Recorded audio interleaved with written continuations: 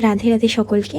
কাল হচ্ছে রাধাষ্টমী, আর আমার খুব ইচ্ছা হচ্ছিল যে আমাদের রাধা মাধব একটু শাড়ি দিয়ে ড্রেস পরাবো। যেহেতু এর আগে কোনোদিনই আমি শাড়ি দিয়ে ড্রেস পরাইনি, তাই আমার কোনো ধরনের কোনো আইডিয়া ছিলই না। আমাদের বেশিরভাগই কিনে যে পোশাকগুলো পাওয়া যায় সেই পোশাকই রাধা মাধবকে দিয়ে সাজানো হয়, বাট এবার ইচ্ছা ছিল যে একটা রাধা মাধবকে শাড়ি দিয়ে ড্রেস পরাবো। তো আগে থেকে কোনো প্ল্যানিং করা ছিল না, তাই রাত 1:30 বেজে গেছিল শাড়ি সেলাতে।